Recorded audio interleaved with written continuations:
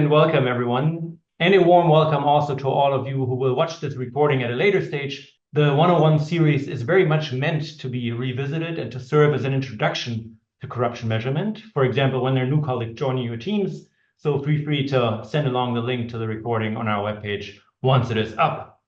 It is a great privilege to work, and I should say a joy, to work with ACGC and the many talented colleagues who make up this particular unit inside. And I want to take just a minute to acknowledge and thank my colleagues for both helping to put together this series, but also and beyond that, for their dedication and commitment to bolster integrity and fight corruption through the many different projects and programs they and we and all of us engage on an everyday basis. Thank you to Johanna Zakaria, to Hazel Leonard, to Matt Mossman, to Dylan Blake, Holly Sanderlow, Pam Kelly Lauder, Michelle Crimes, and Frank Brown, amongst many, many others, for their commitment and dedication to get things done and to kick this series off. The reason for why we have decided to put on this three-part series on corruption measurement is strikingly simple. Corruption measurement matters in the private sector, for government programs, and also in civil society. And the vast majority of us in the anti-corruption space agrees. Yet it is too often neglected or done in haphazard ways that do not help us as a space to reap the benefits and the understanding of what works and what doesn't, and what to do differently. When we get measurement right, we can allocate resources to bolster our work and become more impactful. If and when we get it wrong, we're likely to squander resources and waste our time and effort across government, private sector, and civil society. I have been part of countless conversations at policy, portfolio, and project level, sitting together with representatives from governments, industry, foundations, and civil society. And in each of these conversations, we grapple with similar questions that have a bearing on how to set up measurement. What do we want to achieve, and how should we go about measuring it? What options and choices do we have? What is practical to do? What is the latest in measurement, and how do our efforts stack up across programs and portfolios on measurement? This three-part series is very much meant to support anti-corruption practitioners, experts from government, the private sector, and civil society in navigating these three questions. In the first session today, led by Paul Haywood, we want to revisit foundational questions that underpin corruption measurement, take stock of the overarching developments in the measurement space, and help us discuss why corruption measurement matters, what our assumptions are, and how we might go about it. In the second session next Thursday on November 14th, led by Stephanie Tripnell, we'll continue that conversation and explore the choices, approaches, and trade-offs before us when we decide between different types of measurement, and we'll discuss the effects these choices have. In the last session on November 21st, Liz David Barrett will reflect on the context in which measurement plays out and the effects this has on practitioners and their choices. We want to take stock where we are in the measurement debate and what is next in that space, both in terms of gaps, what we might need to fill, but also in terms of the opportunities that are before us. The flow of each session is broadly the same. Each presenter will kick off with their presentation that summarizes their insights and knowledge they've gleaned over many years, accompanying and shaping that debate in the anti-corruption measurement space. Afterwards, I will moderate a questions and answers discussion between you, the audience, and the presenter. And to do that, I would ask everyone to please feel free to post questions in the chat, even throughout the presentation. We'll wait, however, with the questions until after. I will then collect these questions and perhaps can bundle some of them together to facilitate a conversation afterwards. But because we have three sessions that build upon each other, I have asked all presenters to make links to the different sessions between them. The same is then true for our discussion. We won't get through all the aspects of corruption measurement in just one session. So please be patient if Paul or I redirect a particular question to be better answered in session number 2 or session number 3. Now, before I hand it over to Paul, let me introduce Paul and thank him for taking the time to be with us today, to prepare for this presentation, and to spend time and effort to frame all this in a way that is useful for practitioners, preparing examples and insights that will help us to get clarity about why corruption measurement matters and how to go about it. Paul is professor at the University of Nottingham and holds the Sir Francis Hill Chair of European Politics. He's also director of the Governance and Integrity Anti-Corruption Evidence Program, GIACE, a large-scale research program at the University of Sussex.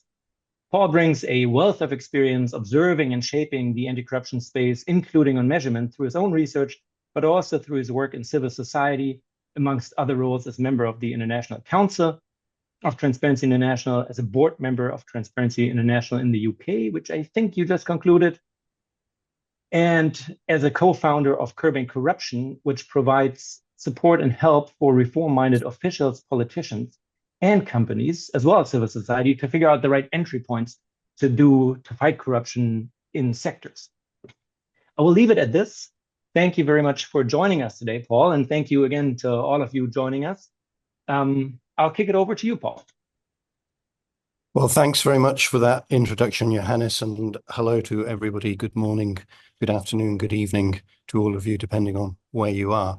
I'm going to give a presentation, as Johannes said. It's very much a Corruption Measurement 101 presentation. So for some of you, a lot of this may feel familiar, but for others, it may be of some value. At least I hope so. So I'm now going to share my screen, and with luck, you'll be able to see the start of a presentation. That works. If somebody could give me a thumbs up. So, title of my talk this morning is Why Corruption Measurement Matters and Why It Is So Tricky. And as I hope you'll see in the next 30 minutes or so, it is indeed very tricky. So what I'm going to do in this talk is, first of all, give a brief overview of why measuring corruption matters. Why do we need to do it? Then mention some different approaches to measurement. I'm going to focus in what I talk about today on mainstream global indicators of corruption. There are other ways of measuring corruption, and we're going to be talking about those in later sessions in this series. But my main focus is on the mainstream global indicators and the challenges that they have faced, some of the responses to those challenges. And then I'm going to look at some potential ways forward and finish off with some concluding reflections ahead of seminars 2 and 3 in the series. So the obvious question, starting point, is why do we need to measure corruption? Well, the answer to that is that different people need to measure corruption for different reasons. Very broadly, if you're in the policy world, if you're in government, if you're a policymaker, if you're a practitioner in an NGO or civil society organization, for instance, one of the reasons you may want to measure corruption is that it provides evidence to help identify what are the most effective anti-corruption policies and how to track their results so that you can see whether they're actually making any difference. You want to measure corruption to be able to show that anti-corruption policies have reduced the incidence of corruption. If you're a researcher or an academic, measuring corruption often helps identify some of the key drivers and the explanatory variables which lead to both corruption occurring, but also understanding some of the opportunities and constraints around why corruption takes place. If you're in the world of investment, if you're working for private enterprises who may be thinking of entering particular markets, you may want to know, well, how much corruption is taking place? How much risk do we face if we're going to fund? So you want a measurement of corruption in order to support decisions on things like business decisions and investment judgments. And corruption rankings, corruption measurements also influence things like national credit ratings, etc. So you can see straight away that different groups have different reasons for wanting to measure corruption. But there is one very common theme across all of these, is that the reason for measuring is that it helps to tell us what we should do or how we can better understand things. Measuring simply for the sake of measuring doesn't make a lot of sense. Measuring has a purpose, and that purpose is generally it helps us make better decisions, better judgments on what to do. So that's the main reason that we want to measure corruption. There's been a number of what are called generations of corruption indicators. The first generation of corruption indicators are broadly country-level diagnoses. They have a global focus. They look at the world as the universe, and they try to measure corruption in different countries across the world. These are composite indicators. They're normally based on the perceptions of various people who are asked in surveys about their judgment on how much corruption takes place in particular places. Expert evaluations are also involved. And the most notable, the most famous examples, the one that probably everybody on this call is very familiar with and has seen many times, is the Transparency International Corruption Perceptions Index. Been running since the mid-1990s and published annually since then. And parallel with that, over a similar time period, is the World Bank's control of corruption element as one of its governance indicators. The World Bank has 6 different governance indicators, again, set up in the mid-1990s. Control of corruption is one of those indicators. And like the Corruption Perceptions Index, ranks countries on the basis of a set of different surveys and expert perceptions. So these indices have been published for a good number of years now.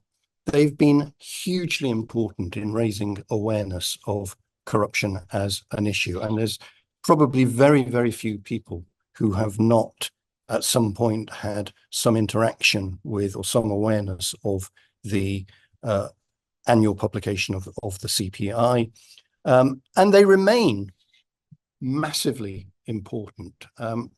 I'd say on the basis of my own work, and I've been in this field for as long as these perceptions indices have existed, I'd say they are still probably the most commonly referred to sources of judgments about how much corruption takes place in different parts of the world. So they are extremely important, even though we call them first generation indicators. Why do we call them first generation indicators? Well, partly because we have second generation and third generation indicators. So second generation indicators moved on from the perceptions basis that underpinned the first generation ones. So these went much more in the direction of asking people about their direct experience of corruption. So things like the Global Corruption Barometer, also run by Transparency International, the Eurobarometer, special reports on corruption, World Values Survey, the Business Environment and Enterprise Performance Survey. There are others, but these second generation indicators try to move beyond people's simple feelings or judgments or at times guesses about corruption towards trying to get a narrower focus on what people have actually experienced in regard to confrontations with corrupt settings. And then the third generation of indicators moves towards what we might call harder data, more sector-specific approaches, the use of proxies to try to come at an understanding of how much corruption there is through looking at other factors. So things like the gap analysis of public spending, particularly on infrastructure. So if there is less infrastructure delivered than should be delivered on the basis of the spending allocated, then it may be that corruption is one of the reasons for that. Public procurement data has been used as a very useful indicator of where money gets diverted. Risk-based assessments have become very important. So red flags are increasingly seen as one of the key indicators of corruption levels. And we're going to talk much more about those kinds of indicators in the next 2 seminars. So as I say, in this seminar, what I want to focus on is the first generation indicators of corruption. So, Paul. Yes. Paul. So there is an observation that not for everyone the slides are large enough to see if they're shared in this particular way. Could we go back, which I know is now a little bit of a nuisance, to this idea to share the big screen? Is that possible, that you would skip out of this view and choose the other view? I can try that. That would probably require bringing up that presentation again. I may have to relaunch the presentation altogether to do that. And I am I am not. Hang on.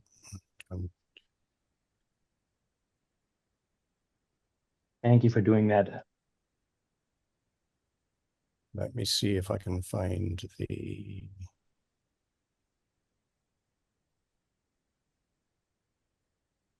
Do you want me to do that? I'll have to come out, reopen the presentation. I think let's do that, yes. Okay. Bear with me. Thank you.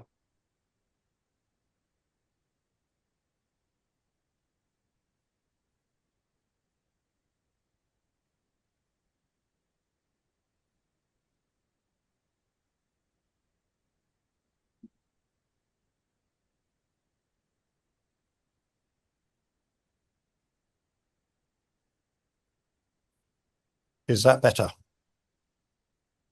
That is better. Thank you so much. Okay.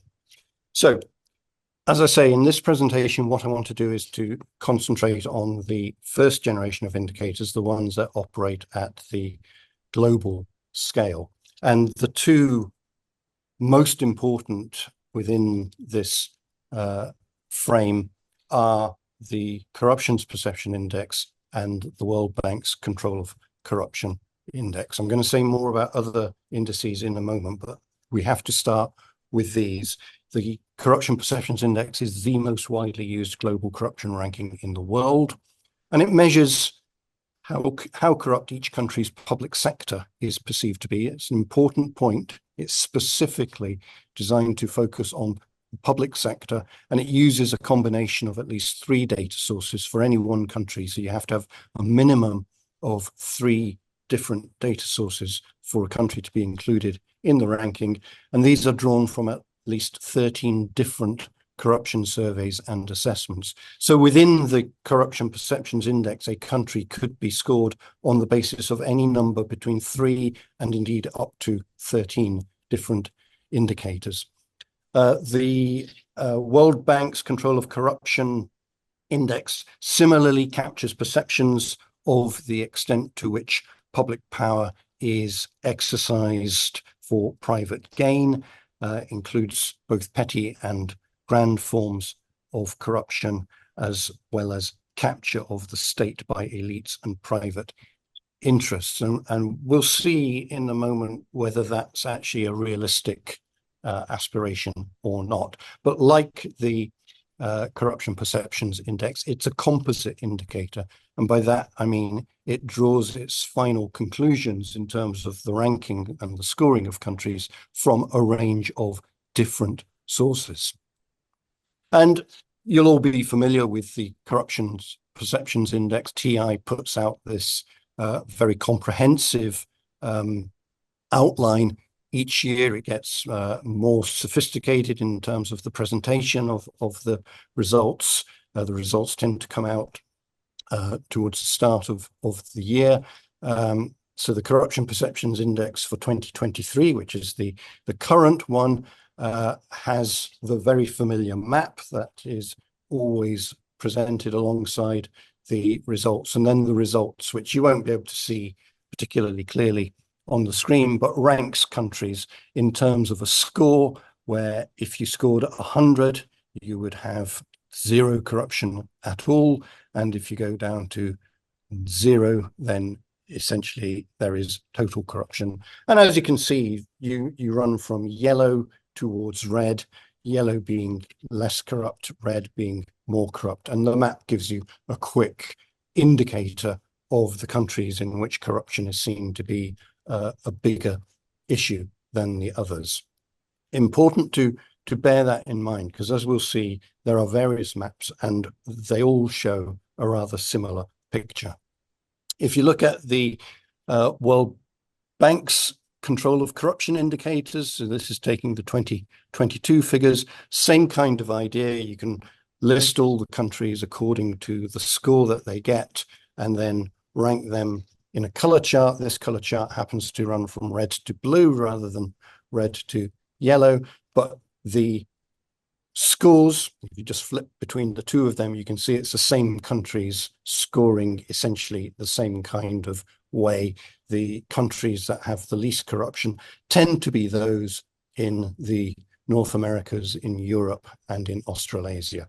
And the countries with the most perceived corruption are in Africa, large parts of Asia, and Latin America. And that tends to be a consistent finding across many of these corruption indicators and rankings. Now, there are criticisms that have been made of perceptions-based indices.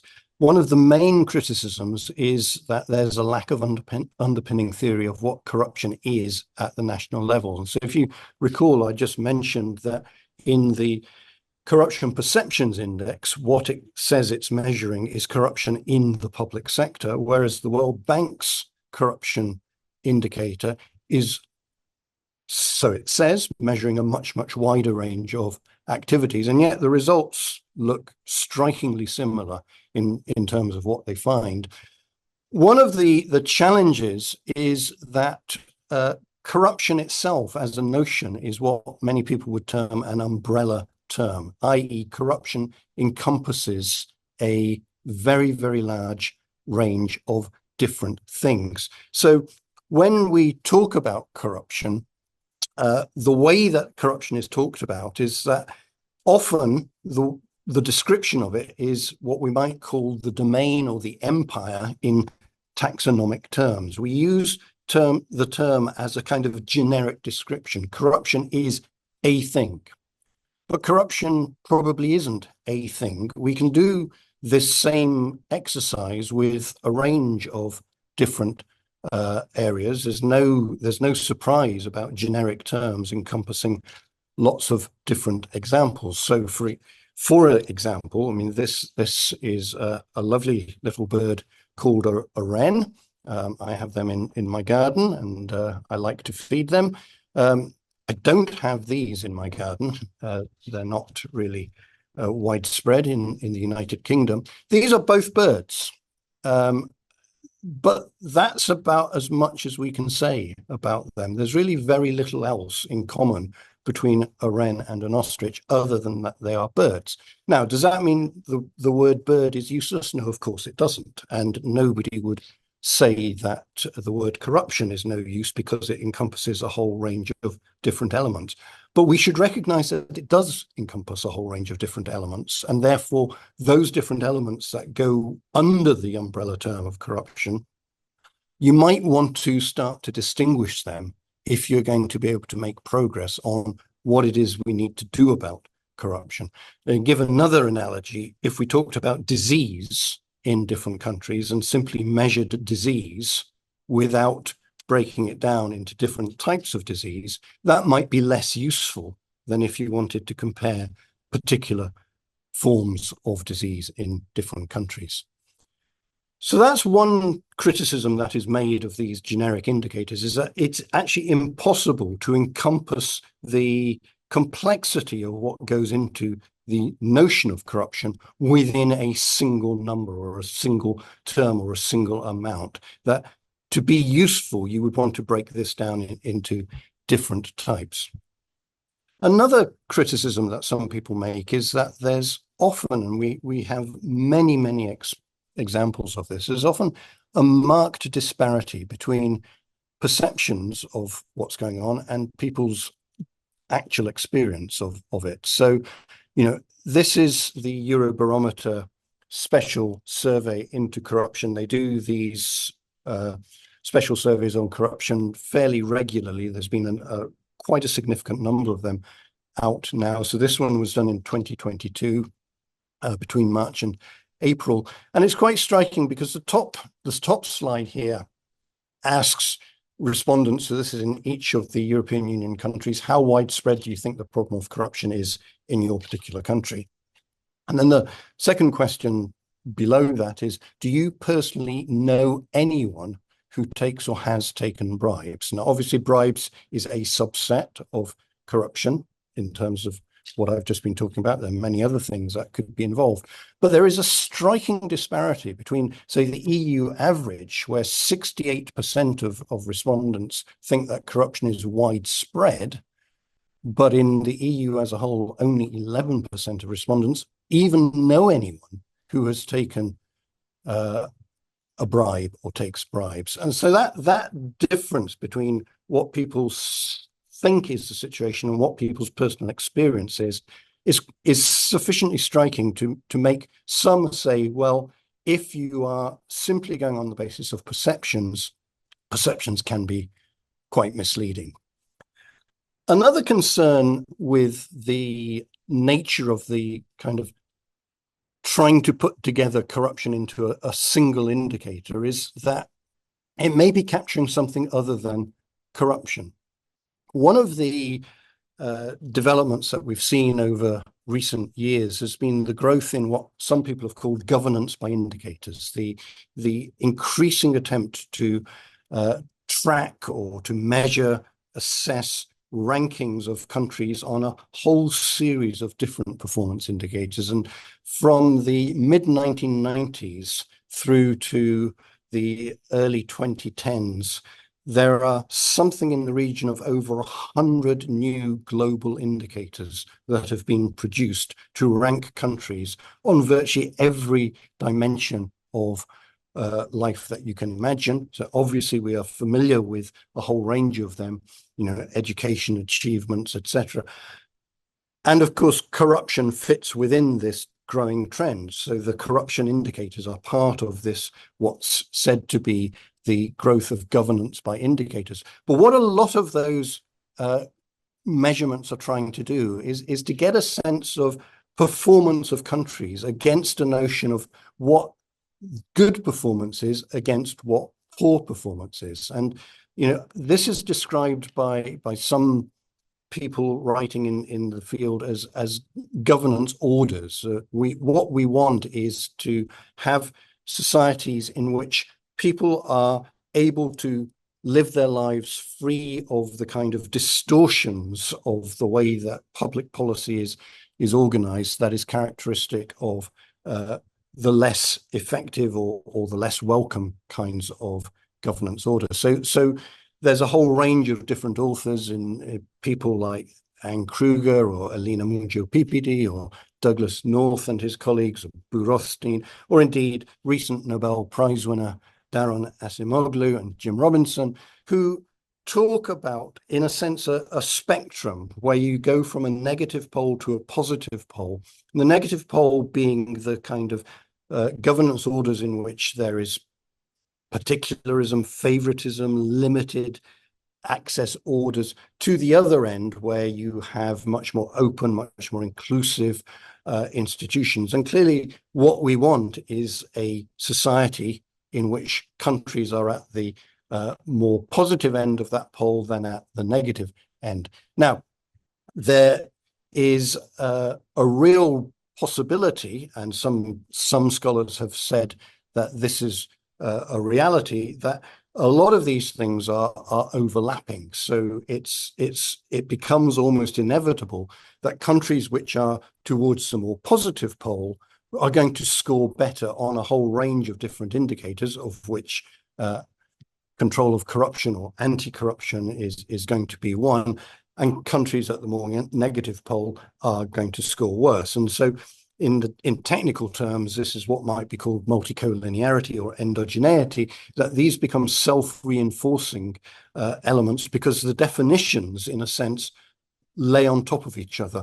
What makes a country less of a rent-seeking country? Well, lack of corruption would be one of the elements that you put into that. So that's a problem, is unpacking what are the elements that are actually leading to these scores. Is it less corruption, or is less corruption simply a reflection of other elements that are being inadvertently captured in the measures?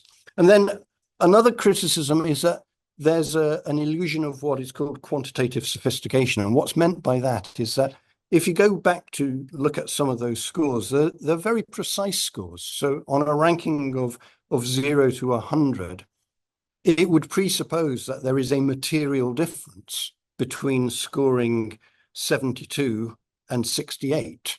And there may well be a material difference between those, but it's very hard to assess what the different points mean in any practical sense.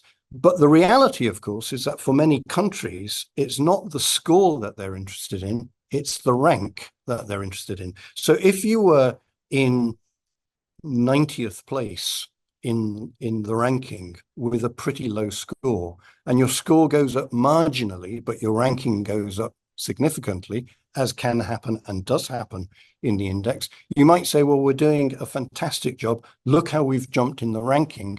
Whereas what the score is saying is you've got a real problem with corruption. And so there's a difficulty in interpreting ranking versus scoring, but also whether the scoring is actually telling you something that is legitimate. So one of the things that I would say is that when we look at these global indices, we need to ask ourselves the question, well, what are they actually measuring? And when we say corruption, what do we mean by corruption? Well, I would argue that you can only understand corruption by looking at least 4 different dimensions to it. And if you don't do that, then you're going to be somewhat misled. So what's the first dimension of corruption? The first dimension, I'd say, well, it's the type of corruption that you're talking about. Are you talking about bribery, embezzlement, fraud, nepotism, influence peddling? There's a whole range. There are many, many types of corruption that people can point to. Where is the corruption taking place? Is it in public sector? Is it private sector? Is it at the interstices between the two? Is it judicial corruption, police corruption, etc.? These are important dimensions of corruption, which is very hard to capture in a single figure account. Does the corruption operate at a macro level, at a meso level, at a micro level? So, you know, where are we actually homing in on in terms of the corruption? Is the corruption in a sense state-led, or is the corruption generated by rogue actors within society? So the direction of the corruption is also important. And then overlaying that is what kind of governance order are we operating in? Open access, closed access, and how do the institutions work within that society? Are they formal and operate formally, or are they formal but informal governance is the rule? And unless you can unpack these different dimensions of corruption, I think it becomes very difficult to capture what is in reality a rather complex notion with just a single number that says there is X amount of corruption in this country. Further criticism is that nothing ever changes. And this may be a reflection that if corruption as being captured by these measurements is a dimension of these broader governance orders. So if there is a strong element of multicollinearity or endogeneity in these indices, then we shouldn't be surprised that nothing changes, but nothing changes. And here is an exercise that I conducted with a colleague recently, well, a few years ago and more recently. So the chart on the left shows the corruption perceptions index results of 2012 regressed against those of 2001 to see how they map onto each other. And the answer is that they are so closely aligned that the differences that are picked up fall within the margins of predicted statistical error. And the CPI changed its methodology in 2012. That's why we stayed with 2012. And then we did a different exercise looking at 2012 onwards to 2023. And the answer is that exactly the same things happens. Nothing changes. So for all the kind of minor movements that there are, nothing substantive changes. And indeed, if you take 2001 as your base point to 2023, the real results are broadly similar. It's a nearly 0.9 correlation. Now, it may be, of course, that that's simply reflecting a reality, that nothing is changing, and that in itself may be a useful finding.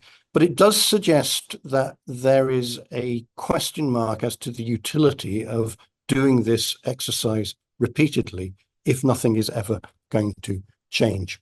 So those kinds of criticisms of the generic approach to measuring corruption have met some responses, as you would expect, because it isn't absolutely the case that it is useful to have some kind of global indicator. People find global indicators very helpful. And so I want to just talk about two particular types of, or two particular instances of responses to the criticisms that I've just run through of the CPI and the World Bank Control of Governance indicators in particular. And these are the index put together by the VDEM Institute that's based at the University of Gothenburg in Sweden. And they've, along with a whole host of other quality of democracy indicators, have put together a political corruption index.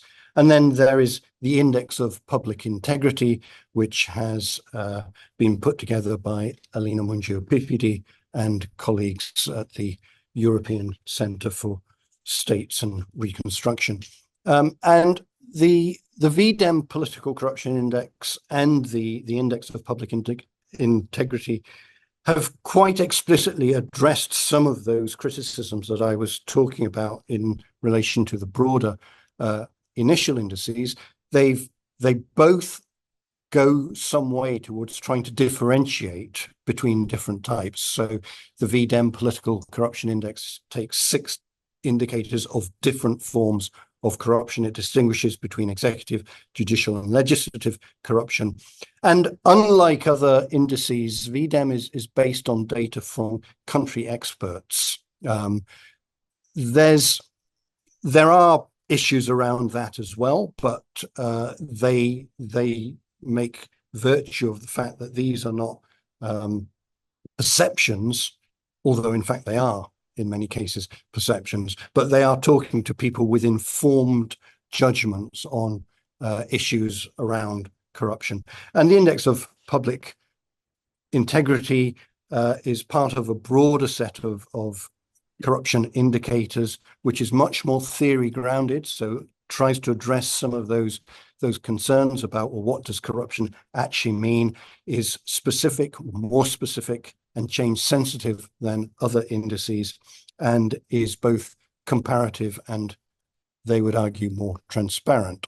Now, the VDEM Political Corruption Index operates on a 5-point scale. So it ranges from 0, where corruption is just happening all the time, to 4, where it never ever happens. And they look at things like executive bribery and corrupt exchanges, executive embezzlement, public sector corrupt exchanges.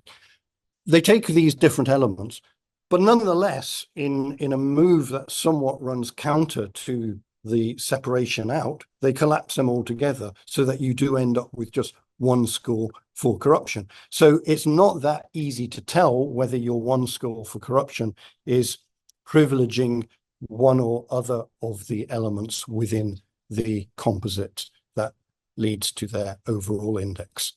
And they come up with their map, and surprise, surprise, their map is strikingly similar to the previous maps that we've seen. Different color palette, granted, but the map essentially could be overlain. So now we have the Corruption Perceptions Index, the World Bank's Control of Corruption Index, the VDEM Political Corruption Index. You've got 3 different maps here, and they all look pretty much identical. The Index of Public Integrity is a rather different exercise. It's not, in a sense, it's unfair to call this a corruption measurement in the same sense as the others are. This index isn't really trying to measure corruption so much as trying to understand the extent to which individual countries have the capacity to control or give opportunities for corruption to happen based on the identified determinants that hinder or support corruption. And they identify proximate measures for factors that are seen as impacting corruption risk in over 100 countries. They look at things like administrative burden, initially trade openness and budget transparency in their first iterations. They then changed that because of changes in methodologies. They look at judicial independence, e-citizenship, and freedom of the press, as these are the factors that they say either provide opportunities for corruption to occur or operate as constraints on corruption.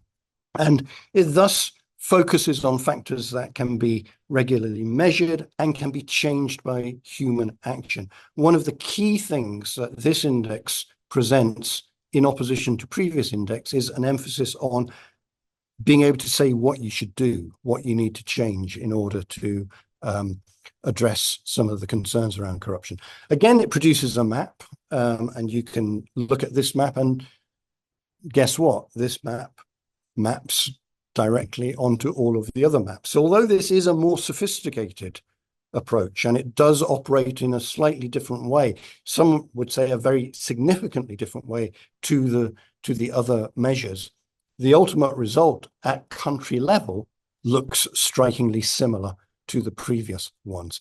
But the Index of Public Integrity is part of a wider group of indices under the heading of corruptionrisk.org. There's a website you can go to. This is very interactive. This is much different to any of the other three measures that I've mentioned, because here, as a user, you can look at different elements, different rankings. You can compare country profiles individually. You can look at regional comparisons. You can use the tools for analysis that exist to interact with the data that the other indices don't allow. It's also not perceptions based. It's very clear on what the determinants of either the opportunities or constraints for corruption are. So this, I think, represents a significant step forward in terms of understanding why countries are scoring in the way that they are compared to the other indices that we have. But same old. Is there a problem here? There is what in the technical jargon is very strong convergent validity between these different measures. So if you take any of the four that I've been focusing on and do the correlations between them, they are strikingly high. And indeed, VDEM helpfully do this themselves. So on the screen, you've got the VDEM correlation that they've done with the World Bank's Control of Corruption Index and with the Corruption Perceptions Index. And the correlation is extremely high.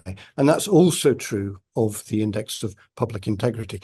Now, of course, that could be telling us something very important. And it could be telling us that these are real issues around corruption. It could be telling us something completely spurious. And forgive this, but I thought it was just a useful way of showing that correlations don't always tell you a great deal. There's a wonderful website run by Tyler Vigan called Spurious Correlations. And here you have correlations between rainfall in San Francisco and the number of printing press operators in Rhode Island. I mean, the correlation is strikingly close, but clearly there is no relationship whatsoever between these. I'm not saying there is no relationship between the correlations in the corruption indices, but it is to say, be careful about interpreting what it is actually telling you.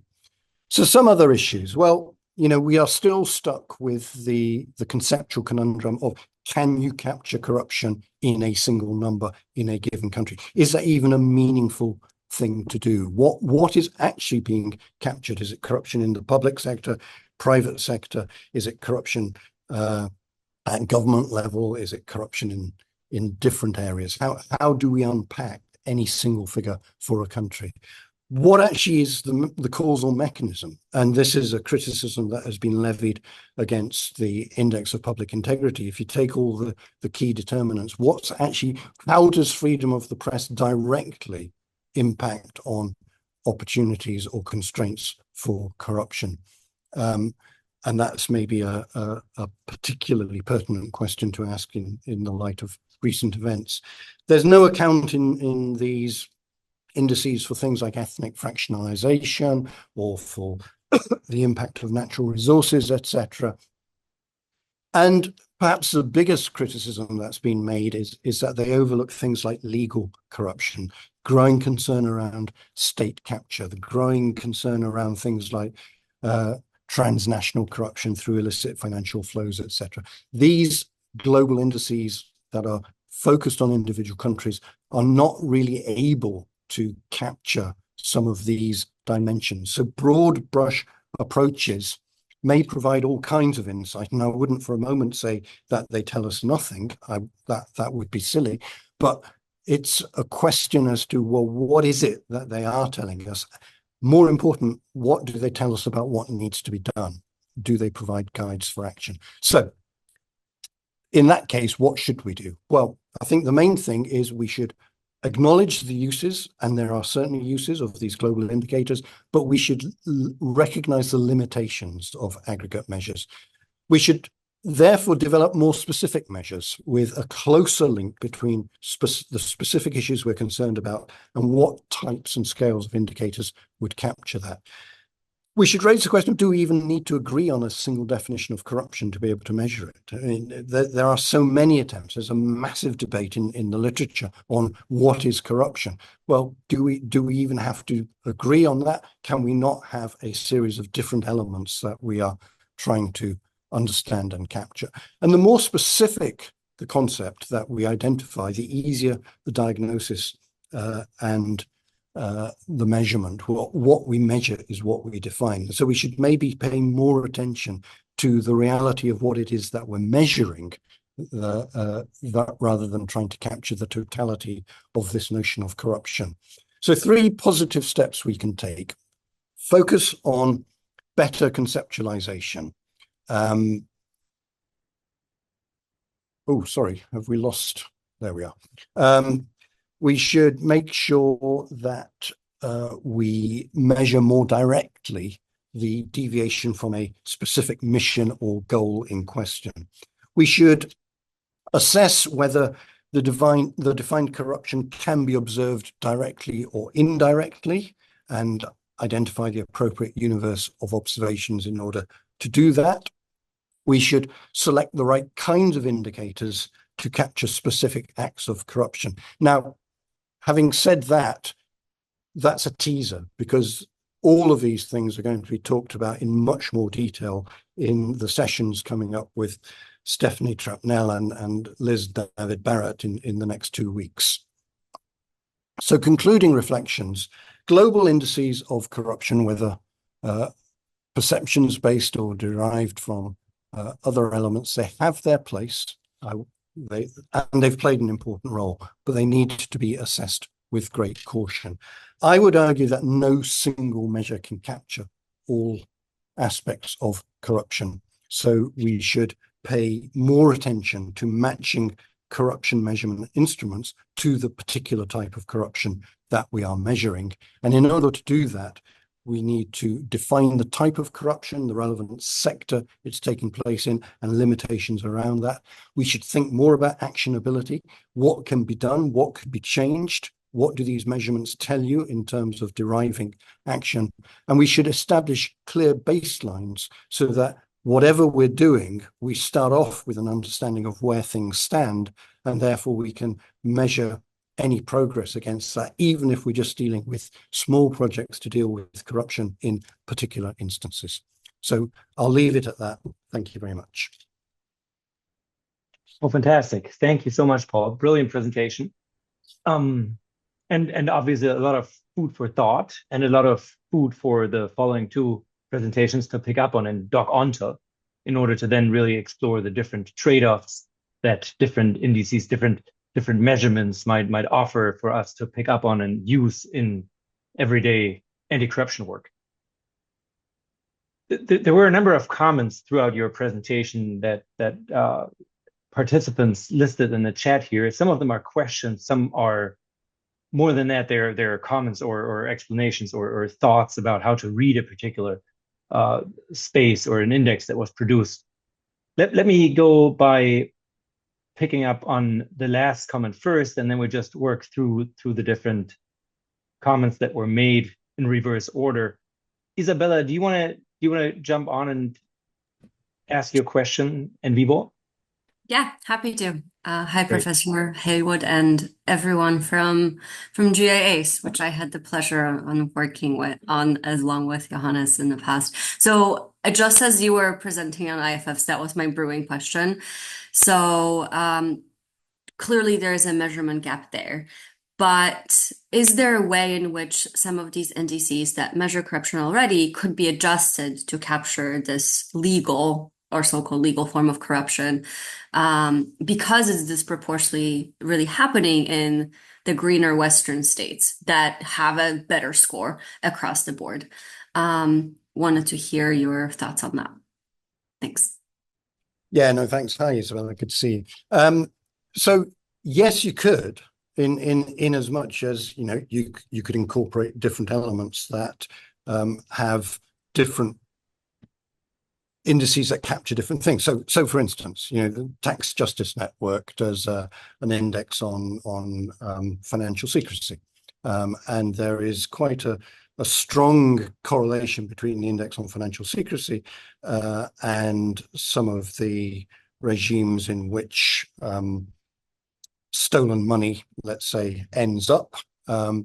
So some people would say, well, that's quite a good way of capturing some of the sort of enabling elements that people talk about. So why don't we include that? And you could, but I think the problem with doing that is inevitably it would lower the scores of some of the countries that score very highly. So, countries like Switzerland would score badly on financial secrecy. And so that might bring down its overall score. But you end up more likely to get a kind of just a bit of a mush with everything pushed more towards a sort of a middle. So you get less differentiation than you had before. But equally, you're not addressing the fundamental question of how is this single measure capturing all these different elements? Now, you could say, well, it is because you're putting those new things in. And so you've got these dimensions that lead to things like the legal corruption that people are concerned about being in the index. But if you can't then separate out, well, what's contributing to that score in this country compared to another score in another country, it makes it much more difficult then to even see what the index is telling you at all. Now, I would say that a better way to go would be to have different kinds of indices for different kinds of concerns that you have. So if you are concerned about things like the extent to which legal corruption is taking place, well, then you want a measure of legal corruption. You need to identify what you understand by that, specifically by that, and then start trying to measure that. And that may give you a very different set of outcomes to measurements of different types of corruption. I don't think there's a problem with having different measures of different types of corruption. I think the problem comes when if people insist that there is a measure of one thing, corruption, which is composed of all of these different component elements, etc. So it can be done. Whether it's worth doing, I think, is more questionable. Thank you. Noted on the disaggregation need.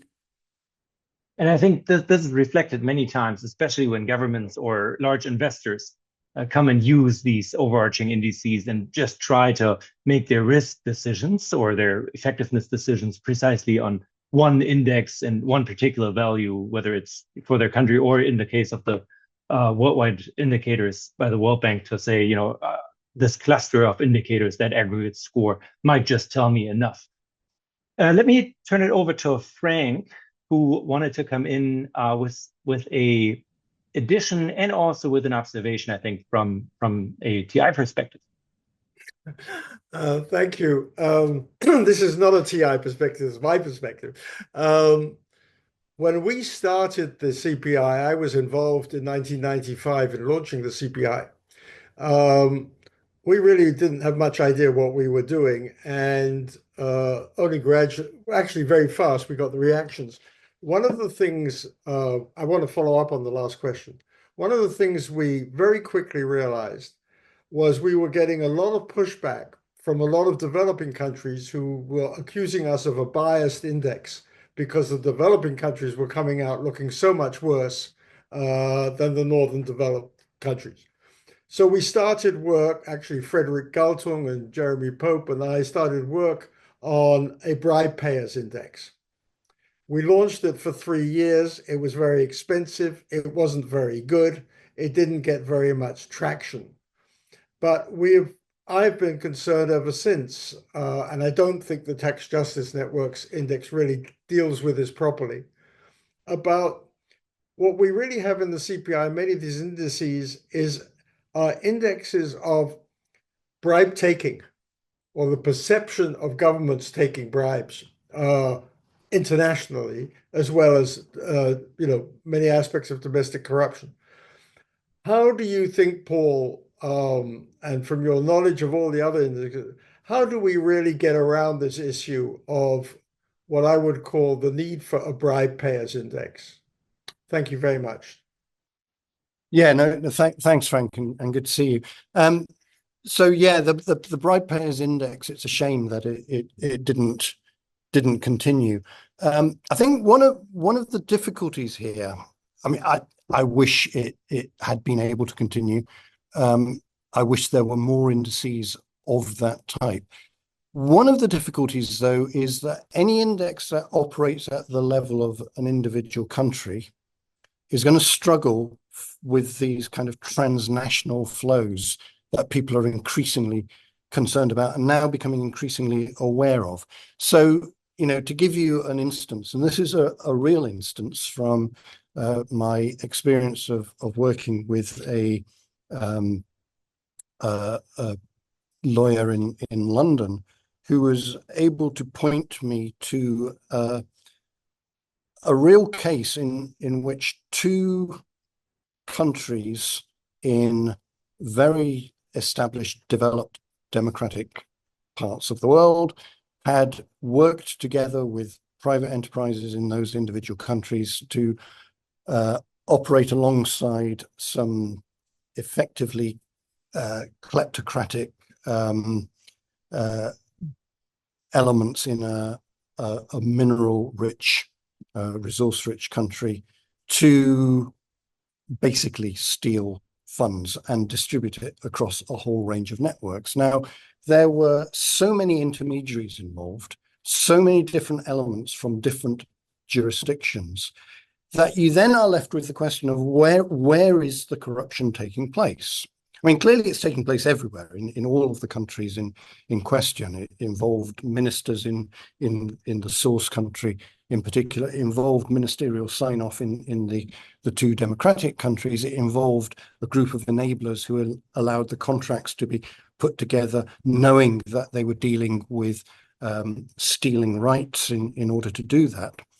All of these different elements were involved. How do you capture that in any kind of index which shows, the extent to which corruption is happening in any one place? It's happening in all of them, but is it an outlier in one place and central to another place? How does it operate in practice so that you can apportion kind of levels of responsibility?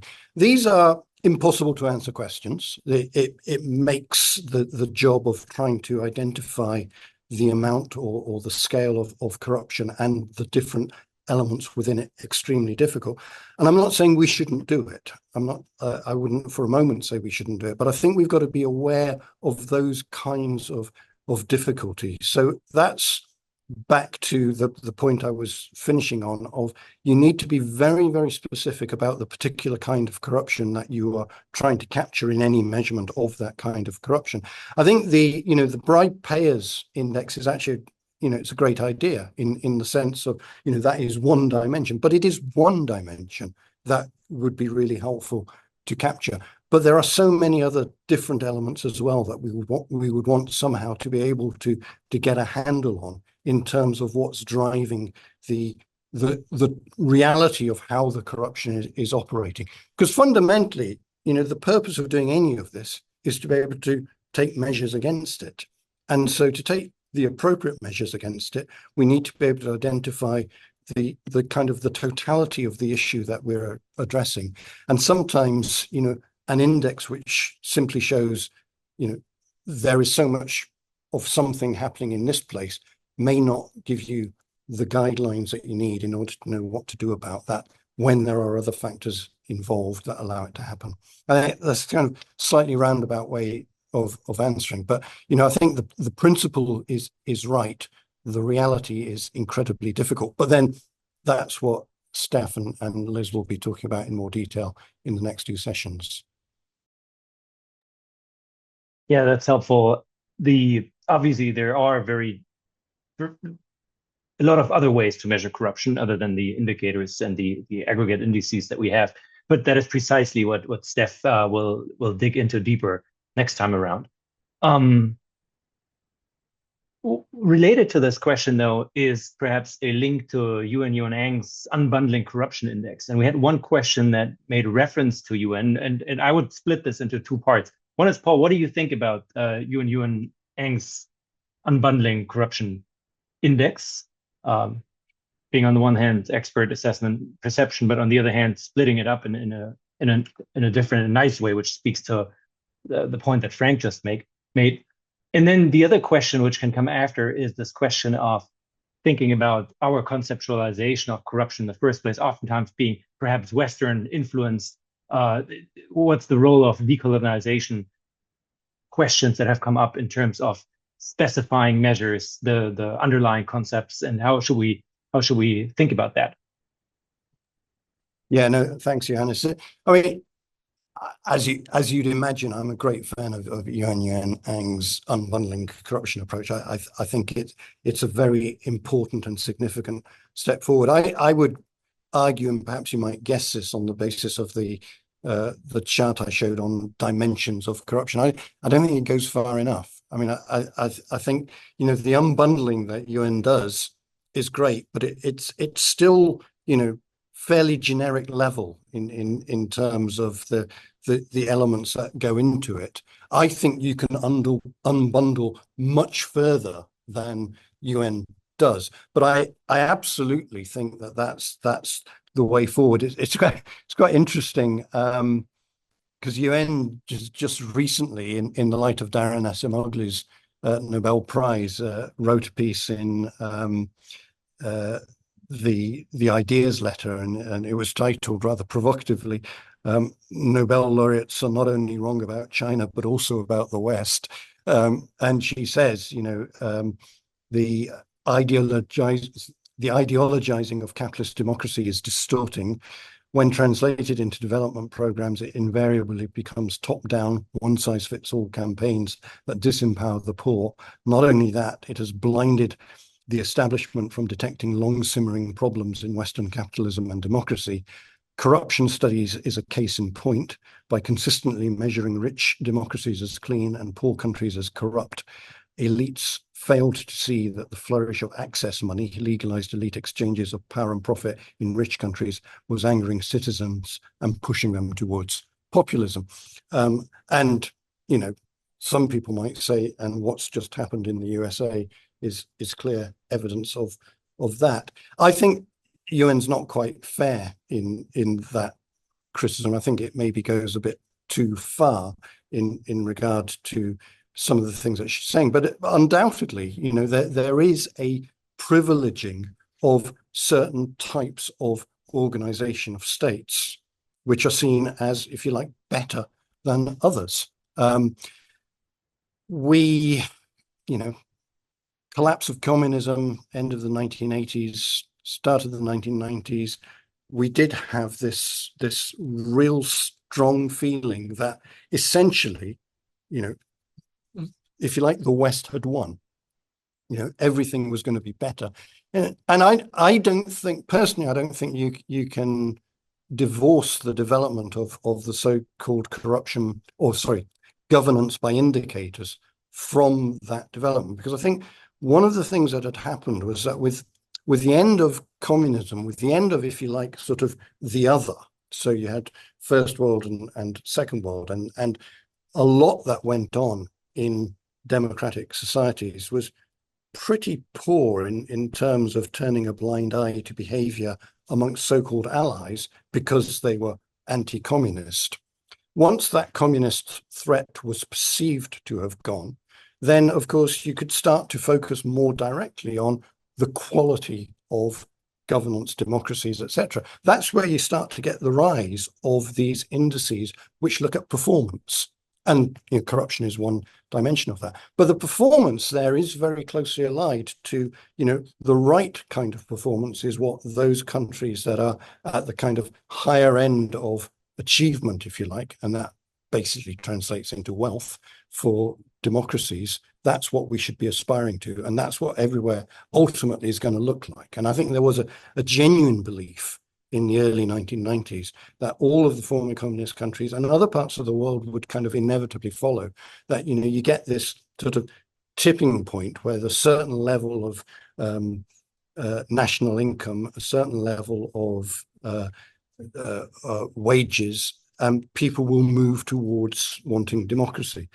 I think, the reality we've seen is that it's nowhere near as straightforward as that. It's much more complicated than that. And we do have to ask real questions, particularly about performance of democracies. And a large part of where we are now globally is driven by people saying, well, hang on, democracies are not actually delivering for too many people. They're delivering fantastically for others, but they're not delivering for too many. So I think we do really have to step back and ask ourselves more fundamental questions about, is it the kind of overall structure of societies that we should be particularly concerned about? Where do things like, levels of inequality play into this? Levels of inequality don't factor in any of these indices, which is really quite striking, given that a lot of the corruption we've seen has led to astonishing levels of inequality and distribution of wealth. So I think, these are all fundamental questions and factors that need to be brought into our discussion about what it is that we're actually wanting both to achieve and therefore measure. That is an interesting point, to say inequality doesn't feature in any of the indices. There are examples of other indices from other fields, for example, the everyday peace indicators, where people have gone into very specific regions as small as villages to come up with indicator constructs to measure peace, for example, as it is defined and lived in particular contexts. I wonder if in the anti-corruption space, whether we have anything similar by now. I haven't looked for that in recent years, but would be interesting. Maybe Joseph might have an answer for that. I need to ask him. Let's stay a little bit on this side of the discussion and move a little further into private sector observations and questions on that. Olga, do you want to ask your question, or should I read this out?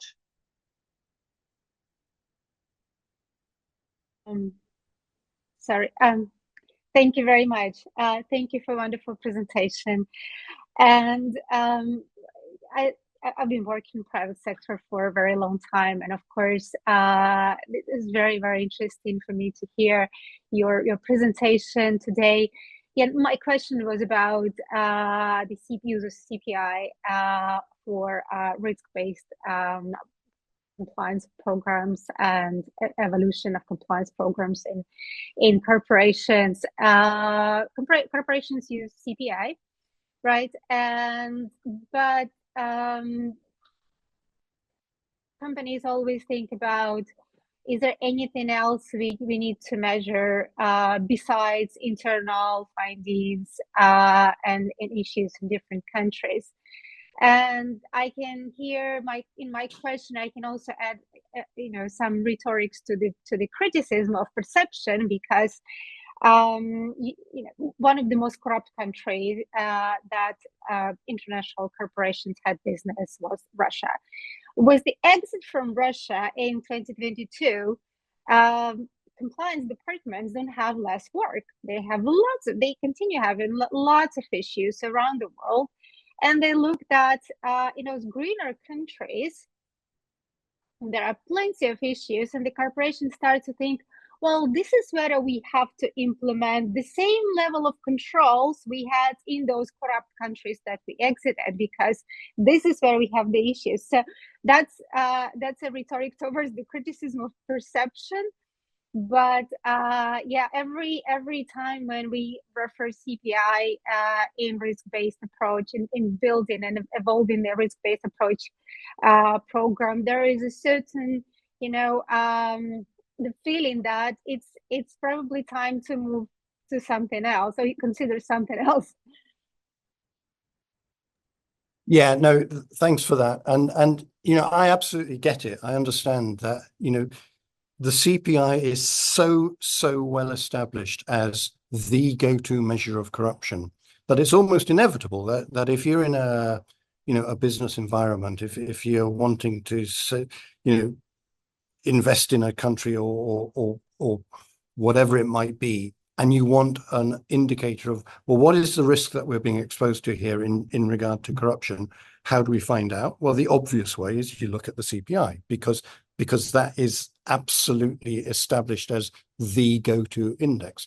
What I hope I've done today, and I think you kind of confirmed it in your comments, is suggest that, okay, you can do that, but you need to do it with your eyes open about what it might be telling you and what it might not be telling you, and that therefore maybe one of the things that private enterprise has to do or should do or might be encouraged to do is to think more carefully in terms of, for the particular engagement that they want to have with a given country, are we going to set up an automobile plant here, or are we going to engage in some kind of co-production agreement, or are we going to set up a headquarters or a branch office in these places? What kinds of questions are you concerned about in regard to the type of risk that you might be exposed to? So, some corruption risks would be so big that you would think, no, we don't want to go there. But other corruption risks, you might think, well, yeah, that happens. And there, let's be honest, there is no country in the world in which corruption isn't a reality. Even the countries at the very, very top of any ranking, the Denmarks and Swedens and the Norways, they have corruption, and indeed sometimes pretty big, pretty shocking corruption scandals, particularly around banking recently in many of these places and in other areas. So corruption is a reality wherever we are. But what kind of corruption, what kind of exposure, what kind of genuine risk is there going to be? How is it going to affect what we want to do? So there, I think you need to ask, well, for this type of engagement, what are the key risks that we would be concerned about? How do we get a sense of the reality of what the level of that risk is in that specific country?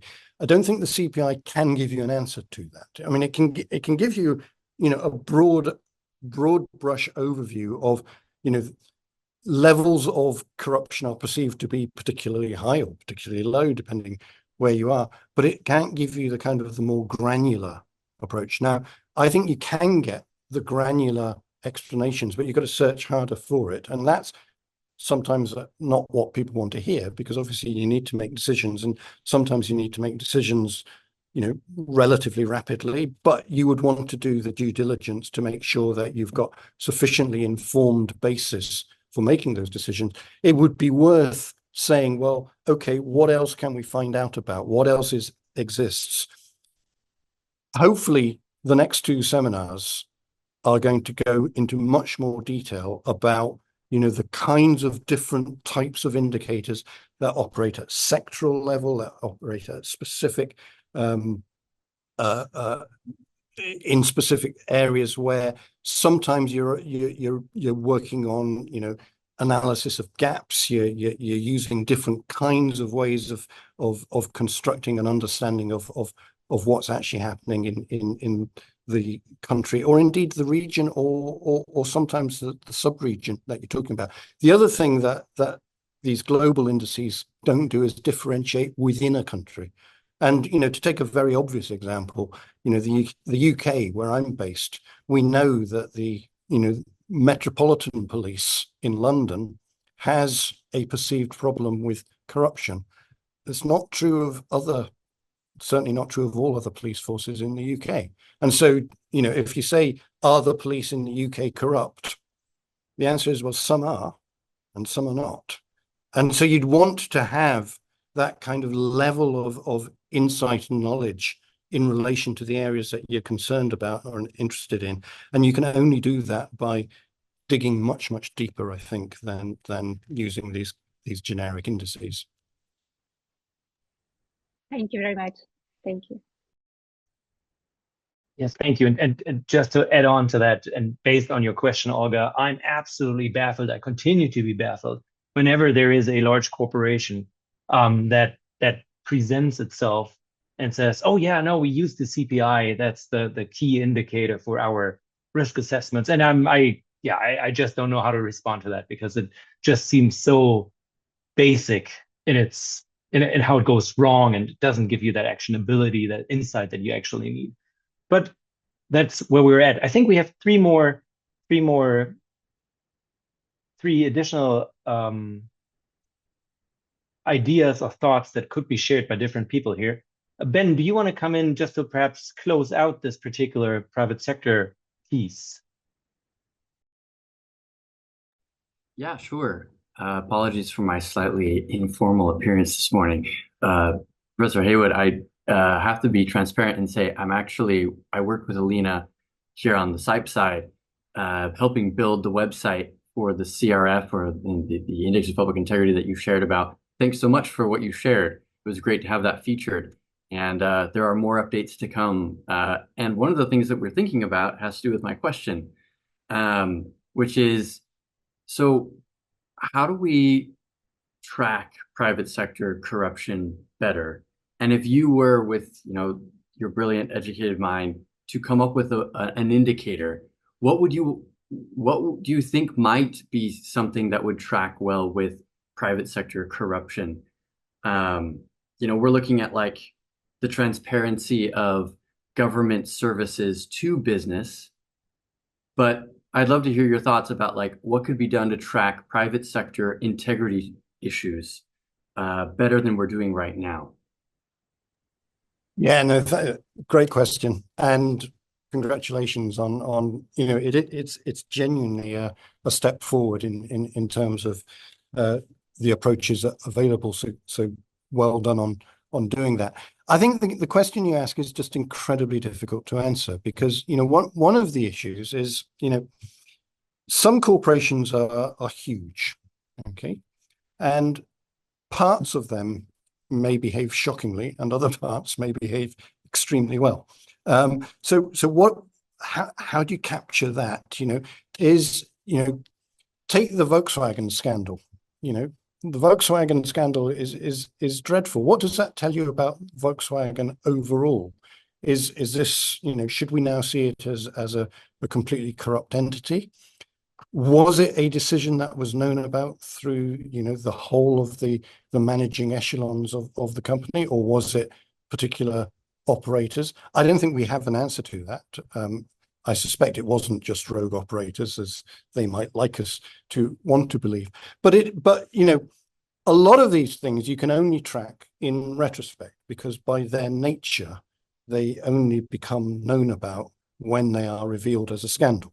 So you could have a measure on all kinds of things, transparency, publication of board minutes, whatever it is that you want, but none of these are going to tell you that there is the kind of operation going on that we saw with Dieselgate, for instance. So I don't think there is a kind of a measure that you can identify that says, aha, that's going to tell us whether there are things that will tell us whether there's greater risk in the sense of lack of transparency or lack of availability of certain kind of information gives more scope for stuff to go on that it would be difficult to do in a more transparent setting.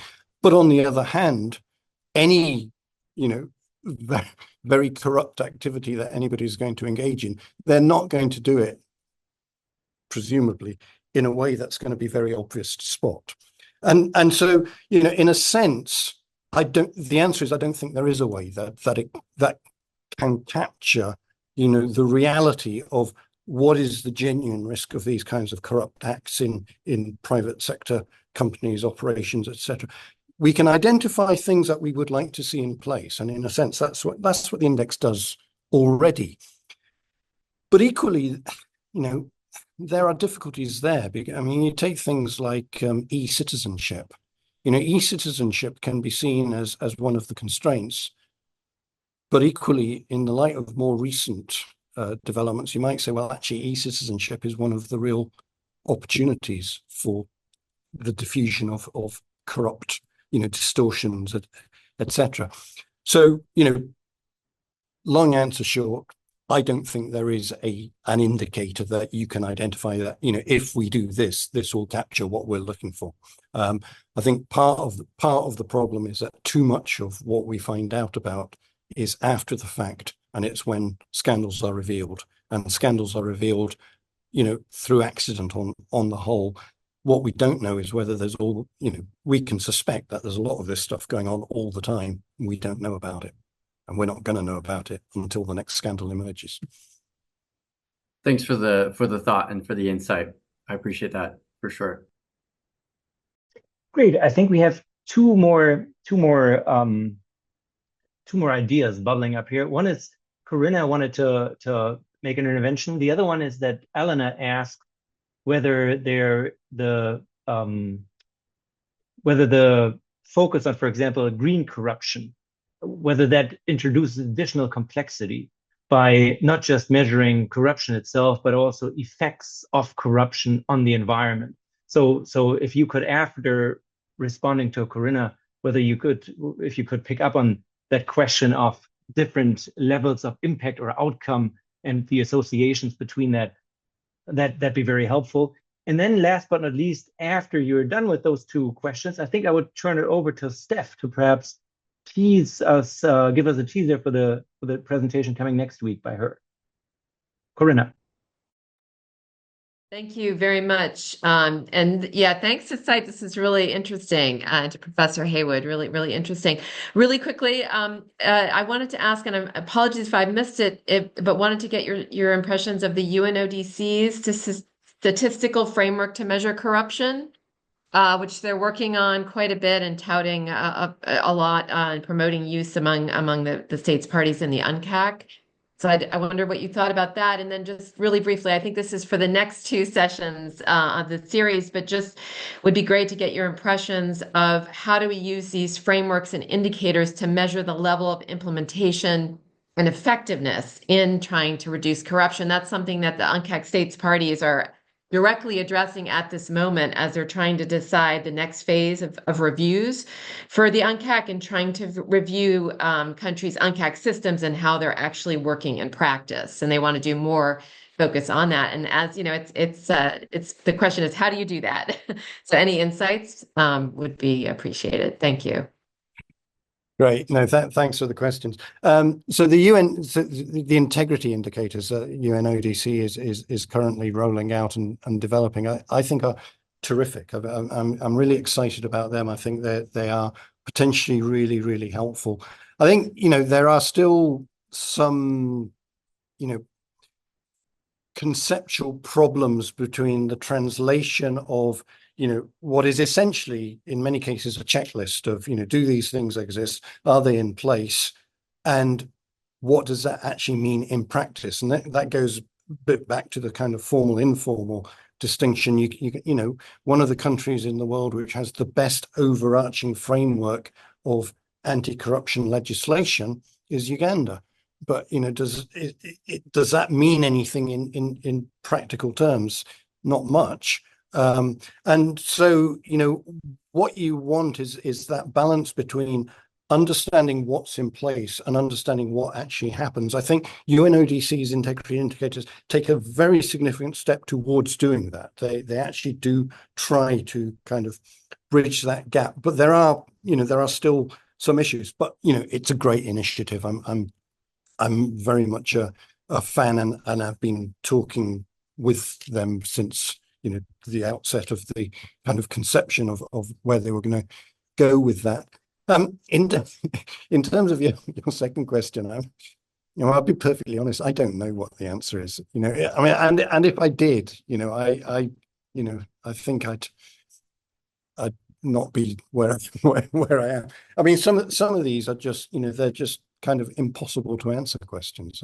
I'm not, I can't give you a brilliant insight to say, well, you should do this or you should do that. I think one of the fundamental difficulties, and this kind of follows on from what I was saying in response to the previous question, but it's a challenge that all of us in the social sciences, so academic social scientists, face, that we're very good at looking backwards. We're not very good at working out from those backward looks what we should be doing going forwards. And that's because essentially, and this is autocritique in regard to a lot of social science research, you have a whole series of models which explain, this is how we ended up where we are, and this is what it tells us about, what leads to a particular outcome, and then something different happens. Okay, well, now we need a different explanation as to how we ended up where we are. And if you think about, what I was saying earlier about the collapse of communism, what the expectation was compared to where we are now, there's a good example of, things don't always go in the direction that we imagine, which means that the answer to your second question is, I'm sorry, but I don't know. And I'm sorry if that feels like a bit of a cop-out. In addition to this, so we're at about time. If you wanted to speak briefly, perhaps, about this question of understanding different outcomes and either having them merged in a particular index. Elena's example is green corruption, and to see whether we can combine measures on corruption, or easily combine measures on corruption and the environmental impacts, and whether it would be useful. Or your thoughts on that, please. Yeah, okay. So in general, I'm not a fan of trying to combine more elements into any kind of index. I think if anything, what we should be doing is, stripping back and making measures more precise, more direct, more focused on a particular issue. So in terms of composite indices, composite indicators, I'm not a particular fan. I understand their utility. I understand why they exist. I understand why people want them, and I can understand that, almost they're a kind of necessary evil.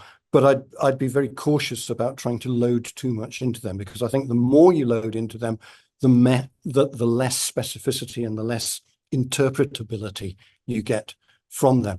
On the other hand, I think there is a very, very strong case for looking at corruption and its relationship to some of the green issues that we're very concerned about in much, much more specific detail than has been done so far. So any kind of, I think maybe we need to get away from this notion of index, but certainly measurement of particular forms of corruption and impacts on climate change, for instance, I think is absolutely essential, something that's overdue and underplayed. I mean, particularly given that in terms of climate crisis, we are probably, in a worse state than anybody feared, with the potential for it to get a lot worse. And so being able to highlight where, particular issues around corruption play into that, and they absolutely do,